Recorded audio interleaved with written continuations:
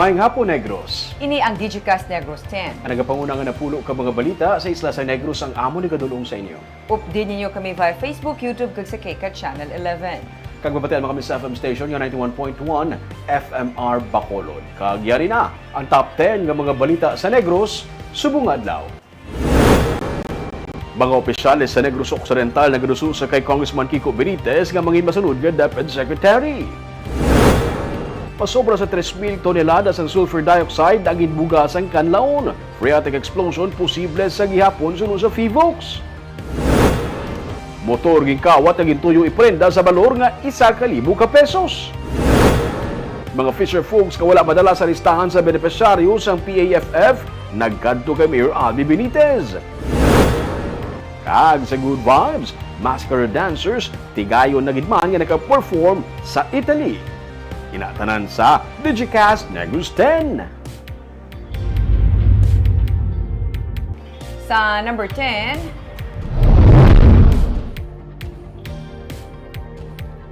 duha tubtub tatlo ka bagyo ang ginapaabot magasulod sa Pilipinas sini nga bulan sang Hulyo.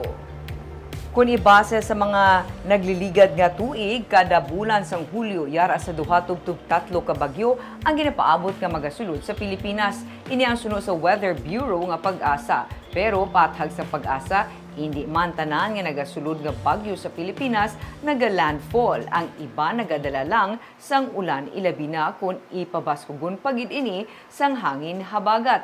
Sa subong mula sang may na monitor ang pag-asa nga weather disturbance sa sulod sang Philippine Area of Responsibility. Ang easterlies ang nagaapekto sa eastern portion sang pungsod kag ang intertropical convergence zone kung ITCZ naman ang nagaapekto sa eastern Visayas.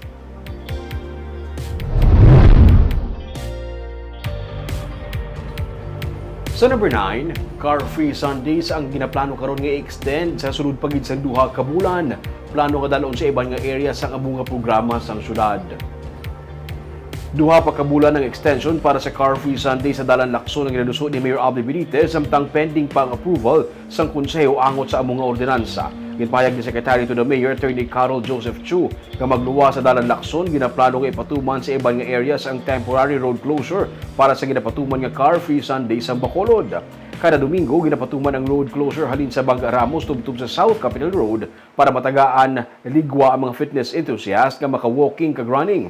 Sarang man magbike kag magdala sang ila pets ang nagabuylog sa Car-Free Sunday nga nagasugod halin 4 a.m. tubtub 8 a.m. Ang Car-Free Sundays kabahin sa pagpasanyog sa programa sa Bacolod LGU, bahin sa environmental protection kag healthy lifestyle. Naobserbahan sa last Sunday, may mga marathon activity dito, nagdungan. So, it adds more activity sa Car-Free Sunday. This time, as per instruction ni Mayor, is ang possibility nga magpasar sa ordinance, pwede ma-transfer ang program sa iba niya dalan na kundiin mas nami pa yun.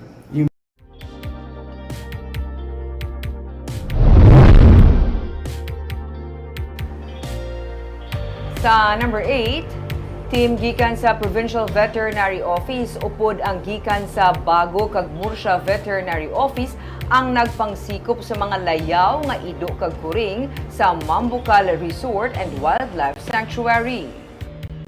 Sino kay Acting Provincial Administrator Alberto Nelias Jr. ini sa tuyo nga mapangapinan man ang safety sang yara sa resort. Namutikan nga nagadamo ang mga layaw ido kag kuring sa lugar. May isa na ka ido nga ginkuhan sang specimen kag gincheck para sa rabies bangod nga nakakagat suno kay Nelias.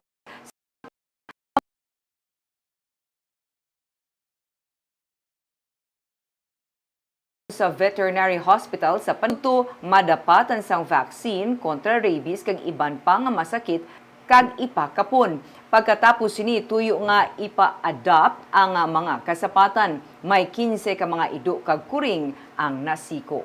Gakondak kita subong sang sweeping sang area no para dakop ni ang mga stray dogs and cats ni. This is also for the safety of the resort and also sa barangay Minian man. Bali ang next procedure na dire is once madakop sila, i-spay neuter, tapos i-vaccinate man natin against sa mga rabies, kagiban pag yung mga masakit. And then, for adoption, I think ma-announce lang ang vet office, no, kung sinong willing mag-adopt sa mga ido nga ini. Sa number 7,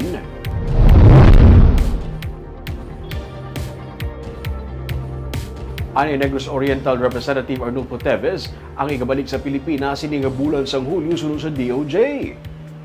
Nagapating Department of Justice nga madala na balik sa Pilipinas si ani Negros Oriental Representative Arnulfo Teves Jr. sining Hulyo matapos kagin paburahan sa Timor-Leste ang iyang extradition. Gitpahayag ni DOJ spokesman Mico Clavano nga ginahimo sang DOJ ang mga tikang para masiguro ang kadalagaan sa extradition case nga gipasaka sa sulod sang 40 ka adlaw nga deadline kag mabaskog ang argumento sa gobyerno. Ginapreparar naman sa DOJ ang temporaryo nga presohan ni Teves nga posible sa NBI kung PNP facility o kung depende sa desisyon sang korte. Si Teves ang may 30 ka adlaw para i-file a motion for reconsideration kag i-review ini sang Court of Appeals sang Timor-Leste. Si Teves ang prime suspect sa pagpatay kay Negros Oriental Governor Ruel Gam siyam kaiban pa sang Marso 2023.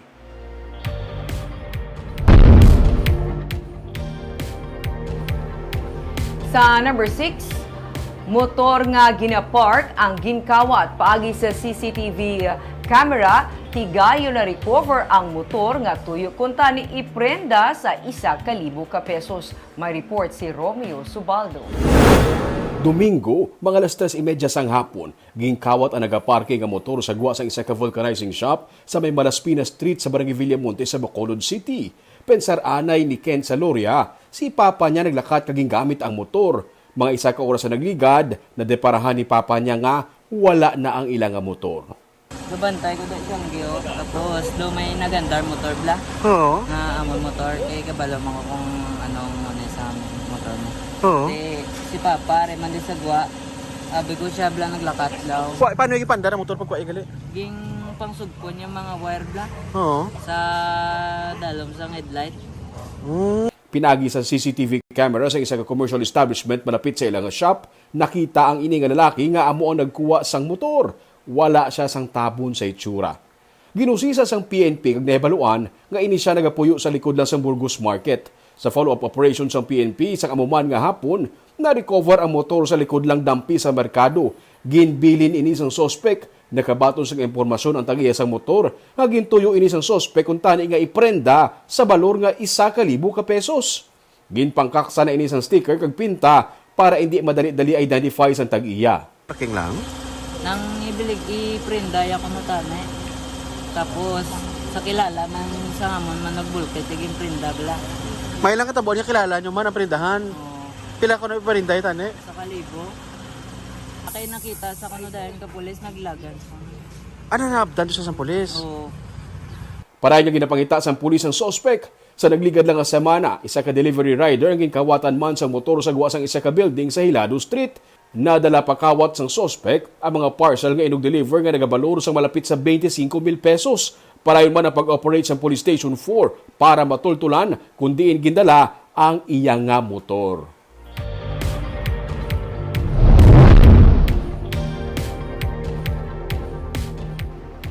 Sa number 5, motorcycle rider patay matapos mabunggo iyang motorsiklo sa Ceres bus. Patay si Hernan Panaligan, 41 anyos, isa ka delivery boy matapos makabunggo ang ginadala nga motorsiklo sa Ceres bus sa National Highway sa Barangay Tuoy sa Himamaylan City Domingo sang hapon. Ang Ceres bus ang ginamaneho ni Julian Henon, 48 anyos. Sunod kay Police Lieutenant Colonel Anthony Grande, hepe sa Himamaylan PNP, gikan sur padulong sa norte ang direksyon sang bus samtang nagasugata naman si Panaligan. Dugang pa sa pulis, posible nga ginagaw sa motor ang lane sang bus gani nabunggo ini siya diri. Nagagwa man sa investigasyon sa Himamaylan PNP nga madasig ang dalagan sa motorsiklo. Pilas sa ulo ang naangko ni Panaligan nga amo naging kabangdanan sa iya kamatayon samtang ang bus driver temporary nga gindetain sa custodial facility sang Himamaylan PNP.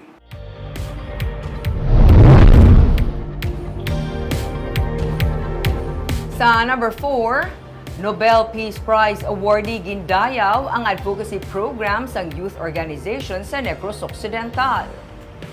Ang aquaponics project sa mga kabarangayan kag iban pa nga advocacy programs para sa mga persons deprived of liberty pila lamang sa mga youth-led community projects nga ginakalipay ni Muhammad Yunus sa iya pagtambong sa Youth Convention sa University of Negros Occidental Recoleto sa Bacolod City. Para sa 2006 Nobel Peace Prize awardee nga si Yunus, dako nga contribution sa sosyedad ang mga proyekto sang pamatan-on nga ginakinahanglan sa pagduso sa mga pagbago sa ilang nga henerasyon. Kalabanan sa mga youth-led projects ang kabahin sa mga entries sa ginpatigayon nga Pitch Up 2024 sang UNUR upod sa Negros Women for Tomorrow Foundation kag 3-0 Club Negros Occidental. Tinutuyo sang NWTF nga masuportahan ang dugang pa nga mga pitch-up project nga ginalauman makahatag solusyon para mabuhina ng carbon emission, mapahagan-hagan ang kapigaduhon kag unemployment nga amuman ang ginahandom sang 3-0 Club organization. They are now become responsible for the world as a whole, not feeling that we are young people, older people will take care of it. It's not that. We take care of that. We prepare ourselves. We build our own planet, own future. So this is the commitment they are coming up with, how to protect this planet. That's what the 3-0 Club is all about. There will be more pitch ups. We'll try to invite more teams. We'll try to other schools, not just in Negros Occidental, but now we had Foundation University here. So we'll be inviting teams from Dumaguete and other areas as well.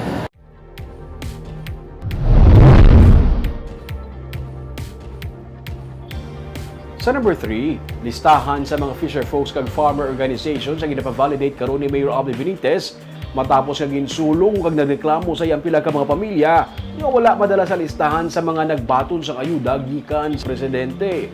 May report si Nico Delfin. Sila Mayor. Pabana ako kung ano ang mga nakita nyo nga hindi mo. Hindi magnubo sa 600 ka mga pamilyang napaslawan makakuha sang Presidential Assistance for Fisher Folks, Farmers and Families sa pagbisita ni Presidente Ferdinand Marcos Jr. sa Bacolod sa nagligad nga simana. Gani kaina, sa Bacolod City Government Center naman sila nagsulong kundiin gileon nga ginsugata sila ni Mayor Abby Benitez. Pila sa ila nagaligar nga may mga nakabaton sang tig 10,000 pesos nga financial assistance bisan hindi lehitimo nga mananagat. Personal Mayor, akil sa sahong tulad na kami. May certification ko, mapatawag sa sila. Mayor, ako pagiging Mayor, parang laan lang ko madente ang akon na bata. Ang problema lang, hindi pa nakukuyan ako, matapos ko lingkwa ko liwat ang tanan nga mga accredited na association, mga fisher folks and farmers. I-update na ni tanan. Kason tanan ka mo mahatagan sa ID. Tungod sini ginmando sang alkalde nga ma-validate ang listahan sa mga fisher folk ag farmers organization. Nagpasalig ang alkalde nga magapadayon ang pag-release sang ayuda nga kabahin sang 10 million pesos nga pa-fund nga gintalana sa mga mananagat kag mangunguma sa syudad nga naapektuhan sang El Nino. Mga iban ko nung wala sa listahan pero membro sila, fisher folk sila, farmers. So, i-validate na lang and eventually atagan sila sa mga IDs para may identification sila. But ang 4Ps nga fisher folks hindi ka pwede since double entry sila. Yes. Ano, aside sa IDs, ano pang... Mga job orders, mga gabaton sa government assistance. Ginklaro ni City Agriculturist Maricar Quero nga kalabanan sa 600 ka mga na-disqualify nga applicants ang katapo sang 4Ps kag wala nalakip sa validated list nga ginsubmit sang ilaman mismo organization. Ginduso sang alkalde nga matagaan sang ID ang tanan nga mga lehitimo nga membro sang Farmers kag Fisher Folk Organization agod hindi sila mabudlayan pa sa madason nga pagpanagtag sang ayuda. Nico Delfin para sa Digicast Negros. Sa number 2, padayon nga ginamonitor ang bulkan Kanlaon kasunod sang high-level volcanic gas emission sini. Suno kay Marie Andeline Quincha, ang resident volcanologist sa Kanlaon Volcano Observatory sa La Carlota City, sa ilang record as of July 1, ang sulfur dioxide flux yara sa 3,007 ka tonelada. May 5 naman ka volcanic earthquake o kunang linog nga may kangtanan sa aktibidad sa bulkan ang na-record. Padayon man ang ground deformation o kunang paghabok sang bulkan. Sa advisory sang Philippine Institute of Volcanology and Seismology, mahimo matabo ang hinali nga paglupok sang steam o phreatic explosion. Suno kay Kinsya, ila ginabantayan ang abrupt increase sa mga parameters nga ila gina-monitor, pero sa karon wala man sang may na-record. Sa subong ma'am, ang atan nga mga parameters sustained pa siya. Kumbaga may atan nga ginapangita is ang kumbaga abrupt nga increase. Wala pa man sa subong, pero continuous ang aton monitoring kay mataas ang level ng sulfur dioxide nga ginapagwa sa aton bulkan, and also inflated pa siya. Kaag sa numero 1 sa mga balita, subong adlaw.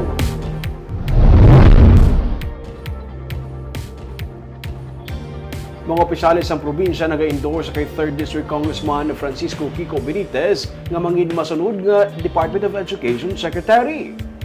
Nalakip man sa nag-endorse kay Benitez ang isa ka university president, ang Philippine Association of Colleges and Universities kag Philippine Business for Education ang damlag pa nag-endorse man kay Benitez. Sa Benitez, nga amo ang co-chairperson sa 2nd Congressional Commission on Education, ang anay presidente sa Philippine Women's University. Siya ang nangin katapo man sa Board of Trustees sa nagkanilain nga mga association sa higher education kag civic organization. Sunod sa kay Governor Eugenio C. Lacson, iya nga gina-endorso si Benitez bangod sang iya nga eksperyensya kag competence sa patag sang edukasyon. Ginsiling naman ni 5th District Congressman Dino Yulo nga iya gina-endorso si Benitez bangod ini ang highly qualified, bangod magluwas ang iya nga legislative experience. Nang ikatapo ini sang education sector antes pa man mangin congressman sa iya pagserbi bilang PWU president. Suno kay Yulo, nahang pa ni Benitez kag may ihibalo siya sang grassroots nga magaserbi gabay nga mas mapaayo ang education sector.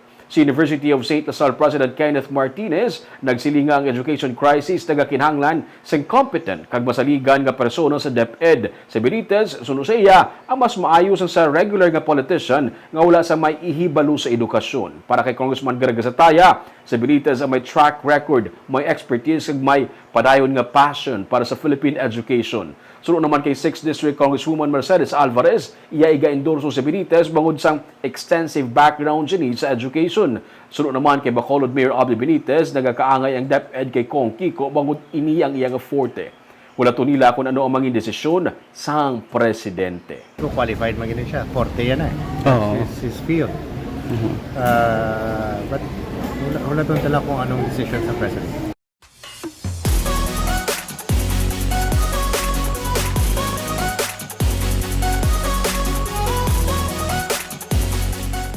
Sa Good Vibes, Bacolod Mascara Dancers ang nag-perform na sa Italy. Nagapasundayag ka ginabulong ang kahidlaw sa mga Negrosanon sang 12 ka mga mascara dancers sa Milan, Italy para sa Philippine Independence Day celebration. Ginpahayag ni Councilor Jason Villarosa, ang chairperson sang Sangguniang Panlungsod Committee on Tourism and International Relations, nga ginpreparahan gid sa mga dancers ang duha ka adlaw nga event. Sa posong konsehal, iya ginsiling ang performance ng mascara dancers ang ginahulat sang kadam-an sa 126th Independence Day celebration sang Pilipinas. Nakaka-proud suno sa iya ang ila performance kag ang pag-video kag pinalakpak sang audience. Damlag pa, nagka-problema sa application sa visa sa mga dancers sa Italian Embassy, bangod sa kakulang sa mga dokumento. Apang na-settle na ang problema kag naaprubahan na sang embahada ang ilang mga visa. Ang syudad ang ginimbitar sang Philippine Consulate Office bilang guest performer sa nasiling nga okasyon kung sa diin ginapaabot nga tambungan ini sang Filipino kag Italian community.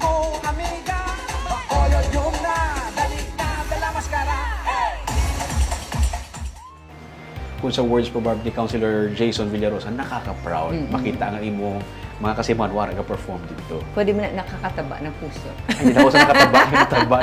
But congratulations sa ila performance. Kaagam na itong mga balita sa Negros subong adlaw. Kay man sa panahon karon importante nga may ihibalo ka sa nagakatabo sa imo nga palibot. Pero dapat balanse kag eksakto mga impormasyon. Padayon kami nga magapangalagad sa Negrosanon. Ako si Barbara Mijares. Tubtub sa buwas, ako naman si Romeo Subaldo, mayong hapon.